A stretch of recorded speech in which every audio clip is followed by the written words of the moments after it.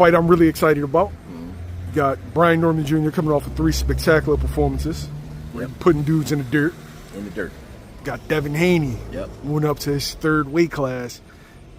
Not coming off of great performances, but the fact that Dev is always willing to challenge himself just makes this like that more exciting, because like, damn, like you going up against a dude that you shouldn't be looking to fight at this point, coming off the Ryan fight, and people not necessarily being happy with the Jose Ramirez performance.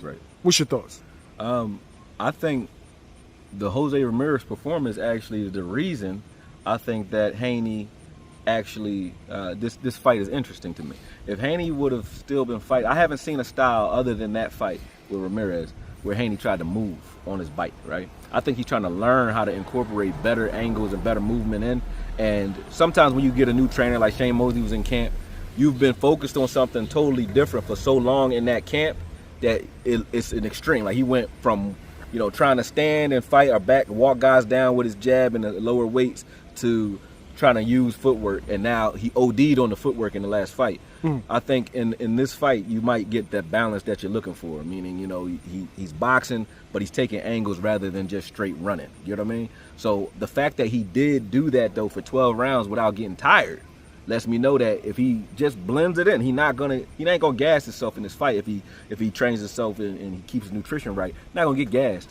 And it adds an element where before I knew Norman would eventually find the old Haney. He will find him. And when he finds you, what's going to happen? He's a bigger guy. Haney don't have that power like that. So it's like, okay, that's a more difficult fight for Haney in yesteryears, I think. Now, I think if Haney can, you know, stay on his bike, I wouldn't try to, you know, back Norman down. I wouldn't try to go for a knockout, anything. Think of yourself as the new Floyd in the sense that you're not looking to go into a fight to knock a guy out. You're looking to control your opponent and control the man in front of you. Haney with the new added footwork, if it gets better than we saw in the Ramirez fights, and he could just pick and choose his spots, Haney can fight comfortably against a guy like Norman, because Norman's going to just keep walking straight to you. And he's going to be walking into what we already know is one of the best jabs in the business when it comes to Haney. So establish that jab early and then work feints and different offensive moves off of that as you go through the fight. And if you see an opportunity, obviously take it. But, you know, don't go in there if you're Haney looking for a knockout. Go looking to pad up enough rounds in the first 5-6 rounds is golden for him. If he can convince Norman and his father that they're down 4-2, 5-1 after 6 rounds, then you're going to get a desperate Norman that's going to keep coming to you. And then you can take that fight over if you're Haney. If Haney gets hurt or clipped early where he's reluctant to engage and Norman thinks that he's in this fight halfway through, then he gonna walk you down, try to hawk you down. When Haney starts to slow down in that second half of the fight, Norman will be confident that it's working, that his pressure is working. So you need to convince Norman early that he's down and have him walking into traps and shots that's set up off of your footwork and that jab that you establish early if you're Haney, and hope that you don't get clipped early, because he has been clipped early in fights. But I think it's not due to a lack of skill. All fighters, some of the greatest fighters in the world, they'll tell you when they're going to open up. If you listen to like Floyd when he was fighting Cotto, you could hear his corner telling him like when to open up and actually stand and fight. You know, and he's like, he's not ready yet. You know what I'm saying? Same thing when he fought Zab. It's a certain time where you know a guy's broken down or slowed down enough for you to actually start walking him down and exchanging with him. When you exchange early, even Davis doesn't do this. Like when he fought Roley, he wasn't exchanging early. When he fought Frank Martin, he was I remember him saying in the corner, he said he's still strong. Yeah, he's not trying to fight right now because it's even Steven. If I'm a 240-pound man, you could be the best fighter in the world. If we both exchanging in the first round, my punches still hurt. You know what I'm saying? I might get you out of here. Whereas if you wait for me to tire myself out, you got me after 4 or 5 rounds, 6 rounds, you got me. You know what I'm saying? So it's the same thing.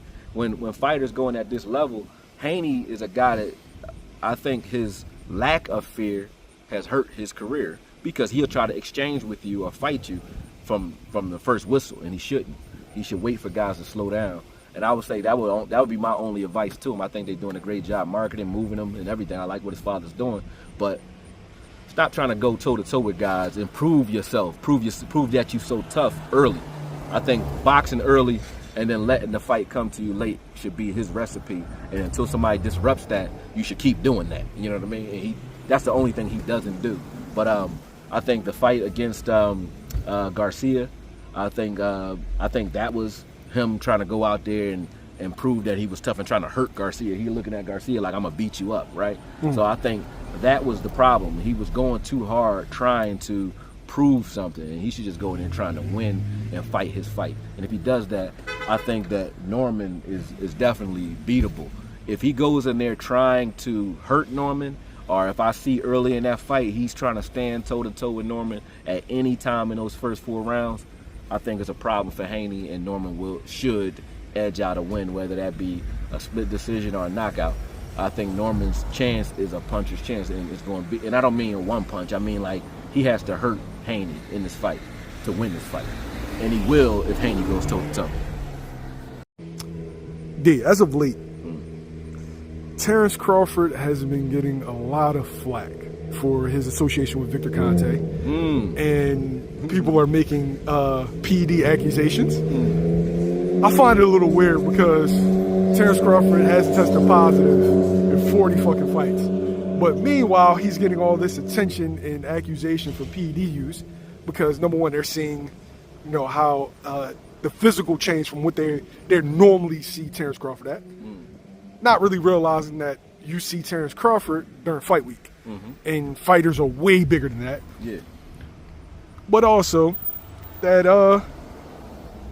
Canelo Alvarez has tested positive, and members of Canelo Alvarez's team has tested positive. Right. And so it's kind of shocking that the energy is towards Crawford, but meanwhile, history will tell you that the other side has a propensity. I'm going to just leave it at that. The way I think, man, so I feel what you're saying. The other side does have a propensity to use PEDs.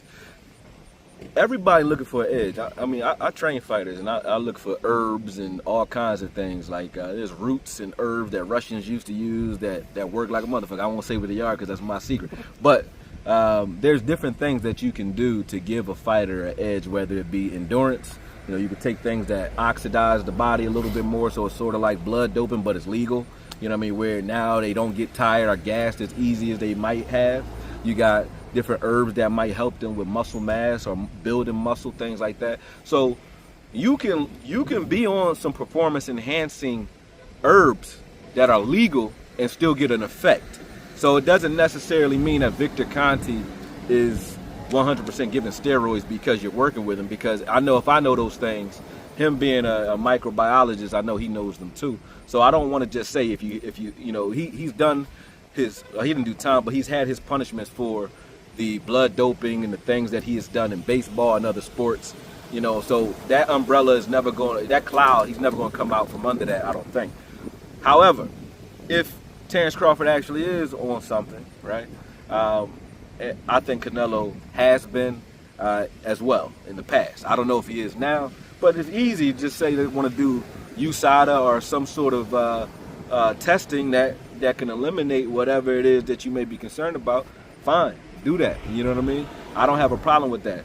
My issue with boxing is it's not standard, meaning if we're going to have a standard like the Olympics or like football or like basketball, where it's like we just test for these things, what they are, and it is what it is. Every fight and every fighter, whether you're a club fighter or a big time fighter, cool. It's the fact that you'll have a guy that that comes up in the rankings that may be on whatever, and nobody's tested for shit, right? Not really. And then once they get to the upper echelon, now we change the style. Either let everyone take whatever they want to take and have the PED Olympics, PED wars. I'm cool with that. Whether it's football, basketball, whatever, I don't mind seeing. I want to see a dude jump through the ceiling. Go ahead. You know what I mean? If you can juice it up and you do that, cool. Because with boxing, it's dangerous because you risk your life. But at the same time, those who can really put the science and the art together, it's not about power or speed anyway. You got guys like Bernard or guys like a Boots or certain guys that or Gary Russell. Those types of guys can take your power away from you anyway. So that's what true boxing is. But I do understand the concern. Back to Crawford in general, though. I don't know for sure. I think that you were on to something when you talked about the fact that we don't know what he walks around as. because you have a guy like Canelo that might walk around at 200 pounds, but fights at 168, has a smaller, more compact frame, but fights at 168, 176.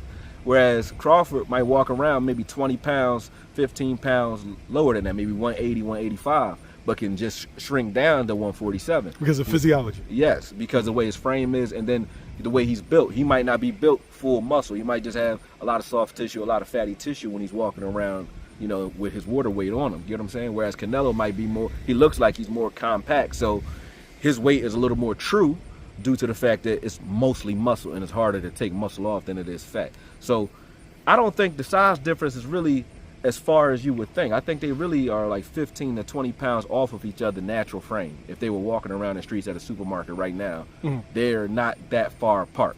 You know what I mean? So if Terence doesn't have to cut as much to make this fight, yeah, he's going to be bigger. Naturally, you know that you don't have to avoid weights in this fight because muscle, like I said, it's harder to get off and it's heavy. It's heavier than fat. So a lot of fighters don't lift weights. But if you're fighting at a weight where you can go up in weight, you can now afford to lift weights, like Shane Mosley did when he later in his career, like Roy Jones did when he was trying to get into, the heavyweight division. You can now start putting on that muscle because you're not worried about going back down. I don't think Terence Crawford is worried about going back down to any weights below 68 or below 60. So him putting on muscle now may be, the result of the fact that he's just lifting weights now. And Terence Crawford has been a strong motherfucker for a long time, man. Like his wrestling background, that's the reason I don't look at this fight as a mismatch, because Terence, their natural size is not that far off of each other, and Terence's natural strength, he may very well be just as strong, if not stronger than Canelo today, right now, without any PEDs, without anything, because I watched him just straight walk off the streets and deadlift 400 pounds like it was nothing. Like, he's a strong motherfucker, man. Like, that's not something that you should take lightly. A guy who has a wrestling background has a history with weights. So him being able to put on muscle is not that shocking to me, whether Victor Conti's in the picture or not. I don't think it's that shocking. But if there is something going on, I mean, you picked the right man to go to. I'll tell you that. So, I mean, that's it. You know what I mean? I can't say much more than that, but I'm excited to see the fight. So, Gary Russell Jr. returns for the first time in like 2-3 years. Yeah. Right? Spectacular performance. Right. Looked strong. Looked not as fast as he once was, but he's 36, 37 years old. And with the ring rust, I don't know if it's the age or the rust. Off. When you don't fight for a while, you're timing off. There's no way to get timing back other than being around. But fighting. Looked visibly stronger. A lot more thump on his shots. He's called out Lamont Roach, who was slated to face Gervonta Davis on August 16th. Well, we don't know, like, what's the status. Tank's having his issues outside the ring. Yeah. Hope everything works out for him. Yeah. He's saying that Lamont's ducking him because Lamont's not entertaining Gary for a DC versus DC fight. That ain't a duck, though. That ain't a duck. And I'll tell you what. I mean, he might be ducking him. He might not. Lamont very well might not want to fight Russell, right? But I wouldn't either. You know what I'm saying? And I know people want to see the fight. I want to see the fight. So, we definitely be in DC with it. What I'm saying ain't popular. But I understand from a business perspective why, if you're Roach, you're not a draw right now. You just came off one of the biggest. You just fought Michael Jordan in boxing. You just came off one of your biggest performances. You got an opportunity to either fight this guy again or somebody like him where you can make that type of money, right? That's what you're gonna go want to do, right? You don't go and fight like if he's Michael Jordan, Gary Russell is like the Charles Oakley or Charles Barkley of boxing. You know what I'm saying? Like, he'll fuck you up. He gonna tear you up. He gonna beat your ass. It's not an easy fight, but you're not gonna make nowhere near the money you would make fighting those other guys. You know what I'm saying? Because Russell's on the comeback trail right now. You're gonna make good money, but not the same. It's not in the same stratosphere. So if I'm Russell, yeah, I want to fight Roach because I can beat a Roach, I think, and I'm more athletically gifted than Roach, right? And then it's a DC versus DC thing. So, and I'm gonna make it. That's a name that coming back, it puts you right in the stratosphere for big money fights right after that because you beat the guy who just we think beat Michael Jordan. You know what I'm saying? So with that, I get why Russell wants to fight and why his camp is saying, hey, he gonna put the pressure on Roach and say, hey, he ducking me, right? But if I'm Roach, put my running shoes on, bro. I get the fuck away from Gary. I wouldn't fight Gary Russell, and it ain't because I don't think he can win. It's because it's risking everything else that you just built by fighting Gervonta Davis. Do not do it. But if you do it, I will be there to watch it. You know what I'm saying? But I understand both sides of that coin. Like, while Russell is making the noise, he should go after a guy like a Roach, because that's a perfect opportunity. If I was in his camp, I would say, this is a guy that you think you could beat. He got the name because of who he just fought and the way he just fought him. This a whole different style. And, you're a southpaw, so it's a good way to market it for a Roach to fight you, because it keeps him fresh for the eventual rematch with Gervonta later or Shakur later. You know what I mean? So you can see why a Roach would consider fighting Russell from a style standpoint. But from a business standpoint, no, I don't.